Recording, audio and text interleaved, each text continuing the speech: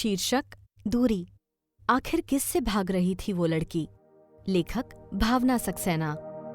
फरीदाबाद बस अड्डे पर बस खाली हो रही थी। जब वो बस में बैठी तो नहीं सोचा था कहाँ जाना है। बाहर अंधेरा घिर चुका था। जब तक उजाला था कोई चिंता न थी। दोपहर से सड़कें नापती बसों में इधर उधर घूमती रही। दिल्ली छोड़ना चाहती थी। जाना कहाँ है सोचा न था। चार्ल्स डिकेंस के डेविड कॉपरफील्ड की मानिंद बस चल पड़ी थी। भूल गई थी कि वो तो सिर्फ एक कहानी थी और उसमें कुछ सच्चाई हो भी तो उस समय का समाज और परिस्थितियां एकदम अलग थीं। वो सुबह स्कूल के लिए सामान्य रूप से निकली थी। पूरा दिन स्कूल में उपस्थित भी रही। अनमनी थी, उदास थी, पर यूं निकल जाने का कोई इरादा न था। छुट्टी के समय न जाने क्या सूझा। बस्ता पेड़ पर टांग कर गई तो थी कैंटीन से एक चिप्स का पैकेट लेने, लेकिन कैंटीन के पास वाले छोटे से गेट को खुला देखकर बाहर निकल आई। खाली हाथ स्कूल के पीछे के पहाड़ी रास्ते पर आ गई। कहाँ जा रही है कुछ पता न था, कुछ सोचा भी नहीं था। बार बार बस माँ के बोल मस्तिष्क में घूम रहे थे। अंधेरा घिरने पर जी घबराने लगा था।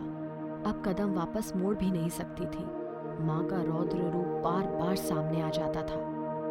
उस गुस्से से बचने के लिए ही वो निकली थी। निकली भी क्या, बस यूं लगा था जैसे कुछ देर के लिए सब कुछ से बहुत दूर हो जाना चाहती है। बस कोई बोल ना पड़े कान में।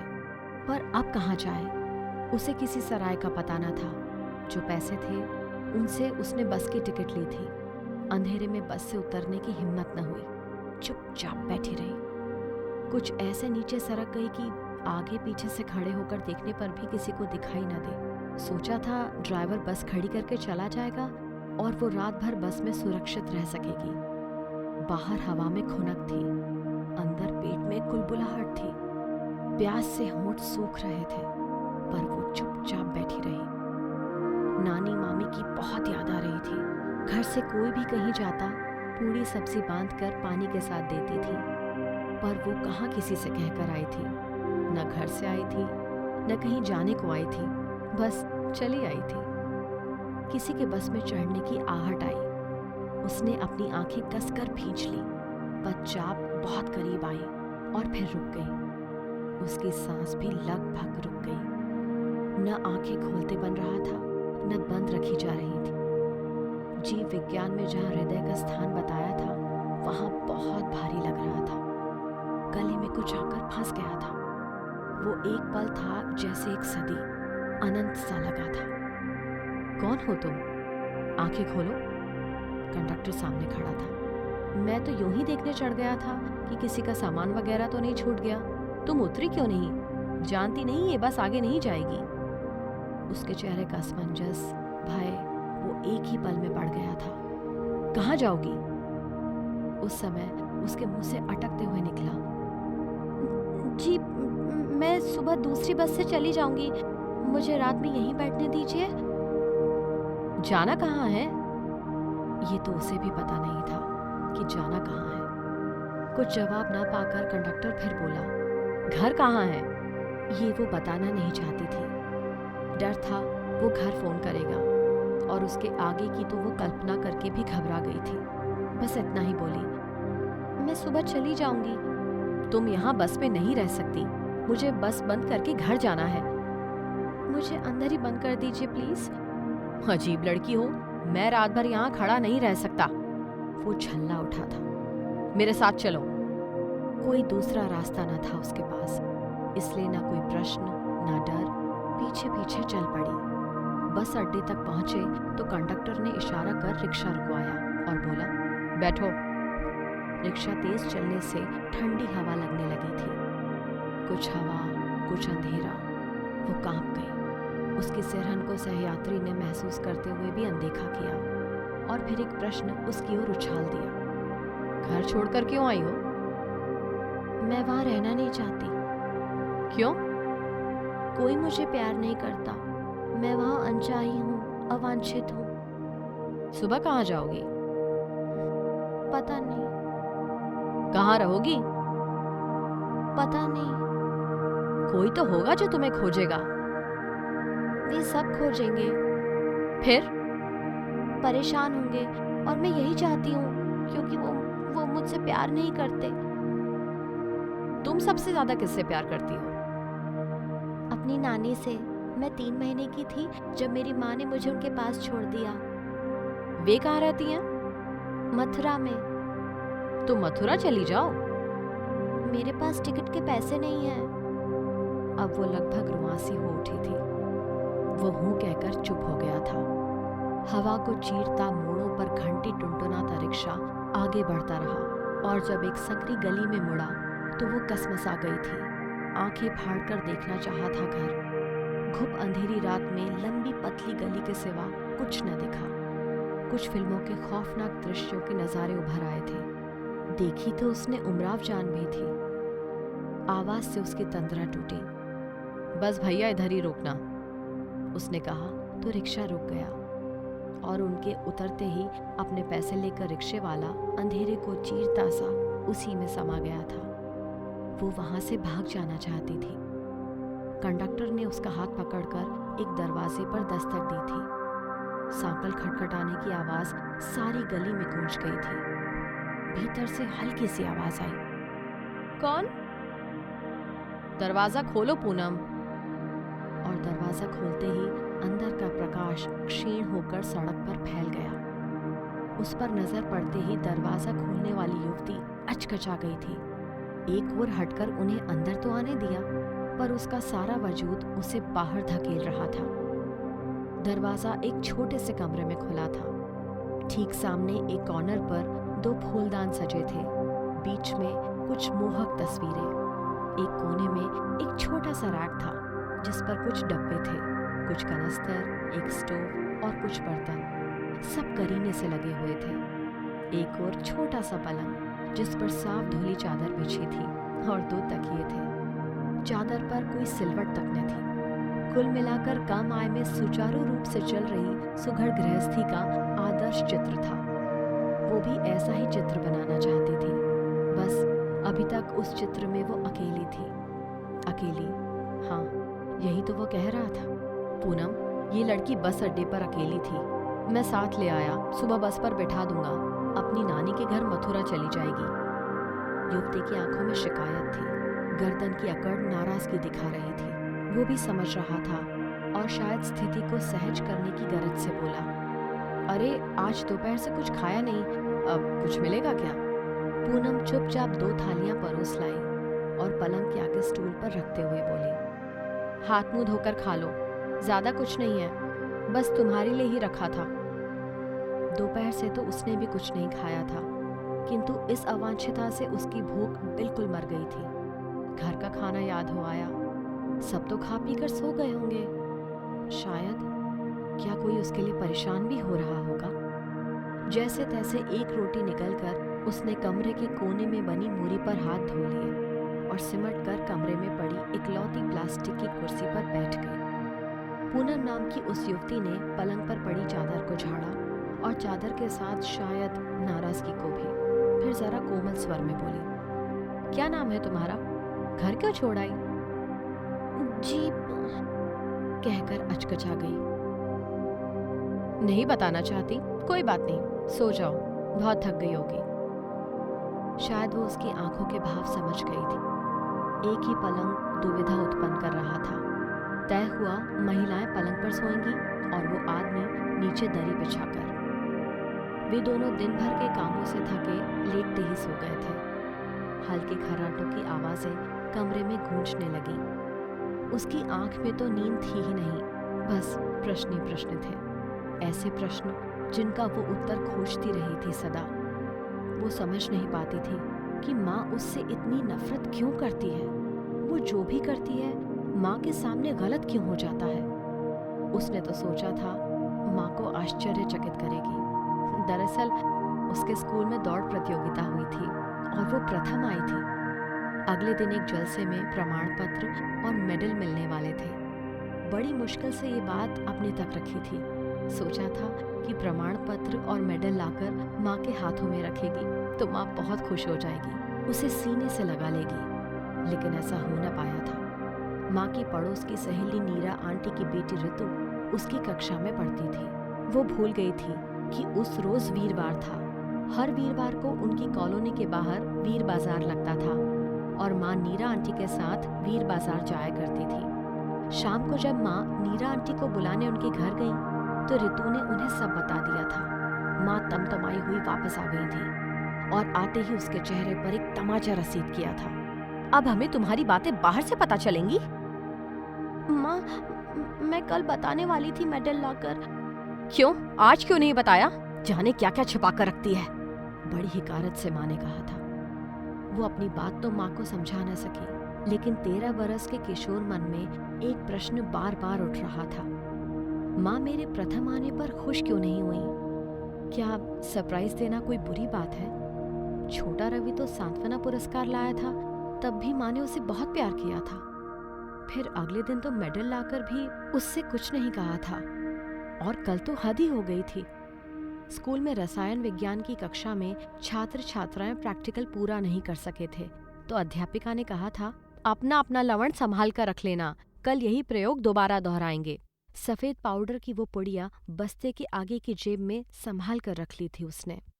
कल फिर अलग अलग द्रव्यों में मिलाकर प्रतिक्रिया के अनुसार उस लवण का नाम खोजना था और विभिन्न द्रव्यों के साथ उसकी प्रतिक्रिया को विस्तार से लिखना था। विज्ञान के ये प्रयोग उसे बड़े रोचक लगते थे। स्कूल में वापस पहुंचकर खाना खाकर होमवर्क किया था और रोजाना की तरह रितु के बुलाने पर दीदी के साथ शाम को पार्क की सैर करने चली गई थी। वापस लौटी तो माँ क्रोध से तमतमाई उसके बस्ते के पास खड़ी थी। दोनों छोटे भाई उसे अजीब तरह से देख रहे थे। माँ को देखकर और माँ के हाथ में लवण की पुड़िया देखकर वो जड़ हो गई थी और उसके शब्द सुनकर पत्थर। ये जहर कहाँ से लाई हो? खाकर हम सबको जेल भेजना चाहती हो? माँ, वो केमिस्ट्री प्रैक्टिकल का सॉल्ट है। वो समझ नहीं पाई कि माँ को क्यों लगा कि वो जहर है, और है भी तो वो उसे क्यों खाएगी। उसने कभी मरने की सोची न थी। उसे समझ न आया कि सच के अलावा और क्या कहे जिससे माँ को उस पर विश्वास हो जाए। माँ, उसने कुछ कहना चाहा था, लेकिन माँ चिल्लाए जा रही थी। घर पर क्यों लाई हो, हाँ? माँ की फुफकार के आगे उसकी बोलती फिर बंद हो गई थी। वो फिर नहीं समझा सकी थी। वो कभी भी अपना पक्ष सामने नहीं रख पाती। माँ उसकी बात सुनती क्यों नहीं? फिर एक प्रश्न परेशान करने लगा था। माँ उसके बस्ते की तलाशी क्यों ले रही थी? क्या रोज ऐसा ही करती हैं वो? उसे लगा जैसे छोटे भाइयों के आगे उसे निर्वस्त्र कर दिया गया हो। माँ उस पर बिल्कुल विश्वास नहीं करती। वो बचपन से नानी के घर रही, तो क्या उसकी गलती है? वो अपने मन से तो नहीं गई थी ना। 13 बरस के होने पर उसे ये तो समझ आता है कि घरेलू परिस्थितियों के कारण माँ का नौकरी करना तो जरूरी रहा होगा, लेकिन वो ये नहीं समझ पाती कि 4 भाई बहनों में से नानी के घर में सिर्फ उसे भेजना ही जरूरी क्यों हो गया था। जिस तरह माँ ने परिवार को आर्थिक संबल प्रदान किया, वो उस पर गर्व करती है।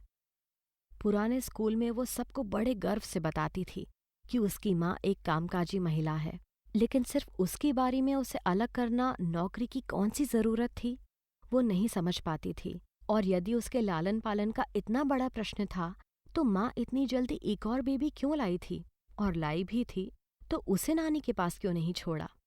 काश माँ उसे अपने साथ ले जाती और बेबी को नानी के पास छोड़ जाती। शायद नानी का कहना सही था। बेबी तो लड़का था, माँ उसे ही अपने पास रखेगी।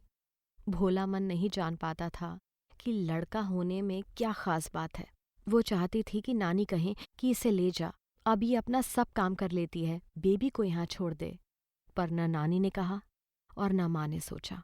छोटा बेबी माँ के पास रहा और वो नानी के पास, जब तक कि नानी के गांव में आगे की पढ़ाई का साधन न रहा। पिता हमेशा से उसे एक अच्छे स्कूल में भेजना चाहते थे और भेजा भी था। वो 5 बरस की थी जब पापा ने उसे दिल्ली लाने की बात कही थी, किंतु नाना नानी का कहना था कि वो उनके घर की रौनक है, उसके बिना उनका दिल न लगेगा। मामा मामी भी उसे बहुत लाड़ करते थे। मामी के तब कोई संतान न थी, उनके विवाह को कई वर्ष हो गए थे। मामी की ममता का वास्ता देकर नानी ने उसे वहीं रोक लिया था। पापा उसे वहां नए खुले कॉन्वेंट स्कूल में दाखिल करवा आए थे। उसे कोई तकलीफ न थी। लाड़ प्यार की तो इफरात थी। उसे किसी चीज के लिए मुंह ना खोलना पड़ता था, लेकिन फिर भी वो दिन ब दिन संजीदा होती जा रही थी। एक अजीब सा खिंचाव माँ और मामी के बीच अनुभव करती थी। ज्यों-ज्यों बड़ी हो रही थी, माँ से दूर होती जा रही थी। माँ के आने या उसके दिल्ली जाने पर भी वो अपने दूसरे भाई बहनों के समान माँ की गोद में सिर नहीं रख पाती थी, हट नहीं कर पाती थी। माँ तक हर राह नानी से गुजर कर जाती थी। गर्मी की छुट्टियों में माँ पापा उससे दिल्ली आने को कहते थे। वो नानी के साथ चलने की जिद करती थी। नानी कुछ दिन रहकर लौट आती और फिर सब कुछ असहज हो जाता। उसने 2 कलियां फिल्म देखी थी। उसका गीत मैंने माँ को देखा है, माँ का प्यार नहीं देखा, उसके जहन में गूंजता रहता था। नानी के जाने के बाद वो बालकनी के कोने में खड़ी होकर गुनगुनाती, चाहे मेरी जान जाए, चाहे मेरा दिल जाए, नानी मुझे मिल जाए। न जाने कब आंख लग गई थी। भोर की किरण फूटते ही पूनम ने उसे जगा दिया था। शायद अजनबी से जल्दी छुटकारा पाना चाहती थी। ब्रेड को तवे पर सेंक उस पर मक्खन लगाकर चाय के साथ परोस दिया था और 4 स्लाइस ब्रेड के साथ ले जाने के लिए ब्रेड के कागज में लपेटकर उसे पकड़ा दिए थे।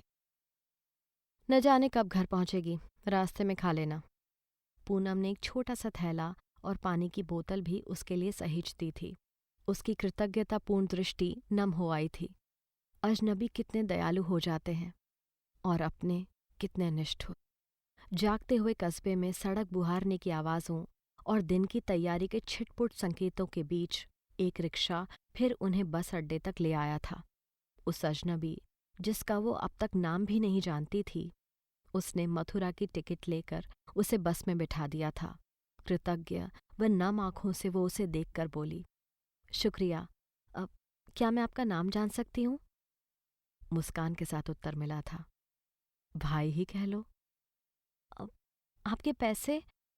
लौटाने की जरूरत नहीं है, कभी किसी की मदद कर देना। बस चल पड़ी। वो दूर तक हाथ हिलाती रही, मन में एक कसक लिए कि क्या वो फिर कभी इन परोपकारियों से मिल पाएगी। नाम पता कुछ भी तो मालूम न था और ना ही उन दोनों ने उसका नाम पता जोर देकर पूछा था। शायद जोर देने पर वो बता भी देती। बस राह के 2 कदम के साथ ही उसकी यात्रा को सुरक्षित कर ओझल हो रहे थे। बस खड़खड़ाती मंथर गति से चलती रही। वो 2 सीट वाली तरफ बैठी थी और उसके साथ एक वृद्धा बैठी हुई थी। वो वृद्धा बस में बैठते ही ऊँघने लगी थी। बीच बीच में उसकी गर्दन एक ओर लुढ़क जाती।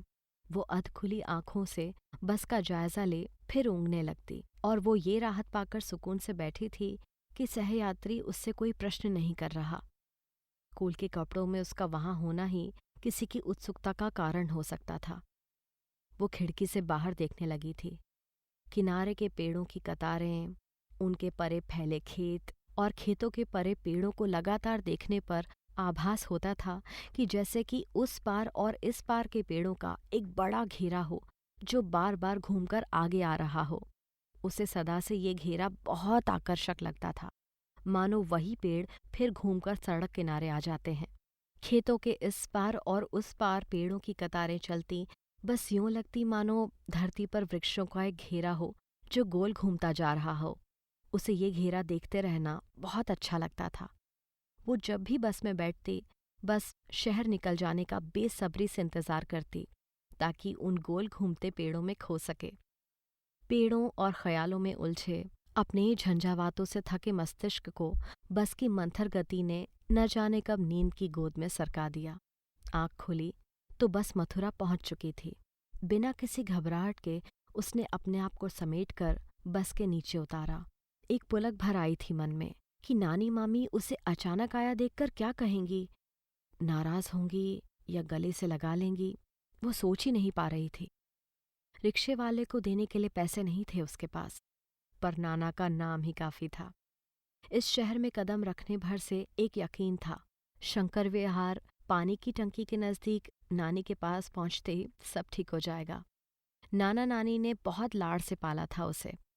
बचपन में इस शहर की गलियों में खूब रौब से घूमा करती थी वो। नाना जी कद्दावर, जाना पहचाना और बहुत इज्जतदार नाम थे। शहर में नाम था उनका तभी आज बरसों बाद भी उनका नाम लेते ही रिक्शे वालों ने बड़े अदब से उसे उसके गंतव्य तक पहुंचा दिया था। रिक्शे वाले से बाद में पैसे ले जाने को कहकर वो गली के मोड़ पर ही उतर गई थी और चुपचाप चलती हमेशा की भांति खुले दरवाजों से अंदर आंगन में दाखिल हो गई थी। शाम के 4 बज रहे थे शायद। मामी आंगन में बंधी रस्सी पर से सूखे कपड़े उतार रही थीं। उसे देखते ही कपड़े वहीं पर छोड़कर उसकी ओर बढ़ीं और उसे अपनी बाहों में कसकर भींच लिया और रोते रोते हिचकियों के बीच बोली, शुक्र है तू सही सलामत है। वे क्यों रो रही हैं उसकी समझ में न आया था। वो बरामदे की ओर बढ़ी तो मामी उसका हाथ पकड़कर एक दूसरे कमरे में ले जाते हुए बोली, जरा ठहर, वहां कुछ लोग बैठे हैं। नानी को इशारे से बुलाया। उन्होंने भी उसे देखते ही गले लगा लिया। तू ठीक तो है? रात कहाँ रही? स्कूल के कपड़ों में यूं क्यों चली आई तू? न जाने वो कितने सवाल पूछ रही थी। उसे बस सुनाई दे रहा था, समझ नहीं आ रहा था। शायद एकाएक करके पूछती तो वो कुछ कह भी पाती। आखिरकार मामा ने सबको शांत किया और उससे कपड़े बदलने को कहा। वो नहा धोकर ताज़ा महसूस कर रही थी, लेकिन एक अजीब सी घबराहट ने उसे घेर लिया था। घर में कुछ बदला बदला था, कुछ था जो उसे संशय के घेरे में रखे था। आज वो यहाँ एक अजनबी सा महसूस कर रही थी, मानो ये उसका घर नहीं था। ऐसा माहौल होगा उसने सोचा भी नहीं था। सब के सब कुछ घबरा भी रहे थे। वो नानी के कमरे में चली गई। पीछे पीछे मामी चाय और नाश्ता लेकर आ गईं। तीनों ने वहीं चाय पी। मामी और नानी शायद उसके कुछ कहने का इंतज़ार कर रहे थे और वो उनके कुछ पूछने का। कहा किसी ने कुछ भी नहीं। मामी बर्तन वापस रखने गईं तो वो नानी की गोद में सिर टिकाकर लेट गई। सुकून और सुरक्षा के अनुभव से न जाने वो कब सो गई। आँख खुली तो बहुत सी आवाज़ें आ रही थीं और उनके बीच से माँ की आवाज़, रुलाई भरी आवाज़ सुनाई दे रही थी। वो हड़बड़ा कर उठ बैठी। लगता था उसकी सारी शक्ति किसी ने खींच ली हो। काश वो यहाँ न आकर किसी कब्रिस्तान में चली गई होती। माँ और मामा उसके व्यवहार और चले आने के कारणों का विश्लेषण कर रहे थे। उसे उठा देख माँ जोर जोर से रोने लगी थी और उसे उठाकर भींच लिया था। तेल के लैंप की रोशनी के रहस्यमय वातावरण में सब उसे समझाने लगे थे, वापस जाने की मनुहार करने लगे थे। वो चीख कर कहना चाहती थी कि वापस नहीं जाएगी, लेकिन उसके गले से आवाज़ नहीं निकल रही थी।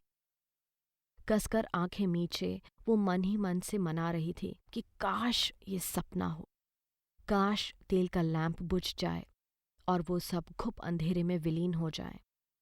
उसकी आंख खुले तो कोई ना हो, लेकिन वो जड़ हो गई थी। सब उसे समझा रहे थे। हाँ, सब उसे ही समझा रहे थे। वो तो वैसे भी अपनी बात समझा नहीं पाती थी किसी को। सबने उससे कहा, उसे समझाया कि माँ उसे बहुत प्यार करती हैं। सब कहते रहे तो उसने मान ही लिया। उसके पास कोई विकल्प भी तो न था। वो माता पिता के साथ लौट आई। अब माँ शब्दों में ज्यादा कुछ न कहती, बस एक बार ही कहा था, हम तो डर गए हैं तुमसे। तुमने हमारा नाम खराब कर दिया, सब लोग जान गए हैं। वो घर में कैद हो गई। कम से कम स्कूल में कोई नहीं जानता। प्रिंसिपल जानती थी। उसे एक दिन अपने कमरे में बुलाया था, अपने को दोस्त समझने को कहा था। वो न समझ सकी। दिन गुजरते रहे, बरस बीतते रहे, जिंदगी चलती रही। पढ़ाई पूरी हुई, नौकरी लगी, विवाह हुआ, पदोन्नति हुई और आज जब उसके दफ्तर में काम करने वाली एक महिला कर्मचारी ने छुट्टी मांगते हुए बताया कि वो अपनी 1 वर्ष की बिटिया को नानी के घर में छोड़ना चाहती है, तो ये बरसों पुरानी बातें उसके मस्तिष्क को यूं झंझोड़ गईं जैसे कि कल की ही बातें हों। आज एक बड़े ओहदे पर होकर बेहद संजीदा और संतुलित व्यवहार की छवि रखने वाली वो अपना नियंत्रण खोती हुई उस पर बरस पड़ी थी। तुम ऐसा नहीं कर सकती सुवर्णा। यदि तुम्हारे पास बच्चे की देखभाल का समय नहीं था, तो तुम्हें एक नन्ही सी जान को इस दुनिया में लाने का अधिकार भी नहीं था। और जब तुमने उसे जन्म दिया है, तो तुम अपनी जिम्मेदारी से मुंह नहीं मोड़ सकती। नानी, मामी, दादी, बुआ सब प्यार कर सकती हैं, बेइंतहा प्यार कर सकती हैं, पर वे माँ नहीं हो सकती। आज तुम उसे छोड़कर जाओगी, वो शायद समझ न पाए। वो धीरे धीरे अपनी परिस्थितियों से सामंजस्य बिठा लेगी, खुश भी रहेगी और सुखी भी। तुम भी आराम से रह सकोगी। लेकिन तुम दोनों के बीच जो दूरी होगी, उसका ना आज तुम अंदाज़ा लगा सकती हो और न कभी उसे कम कर सकोगी। जिंदगी बहुत जटिल है सुवर्णा। वो तुम्हें और तुम्हारी बच्ची को अपने पेचों में बेइंतहा उलझा देगी। उसे अपने से अलग न करो। वो बिना रुके बोलती जा रही थी और सुवर्णा हतप्रभ उसे देखती रह गई। अभी आपने सुनी स्वप्निल कुमारी की आवाज में भावना सक्सेना द्वारा लिखित दूरी। आखिर किससे भाग रही थी वो लड़की? ये स्टोरी टेल की 2017 की प्रस्तुति है।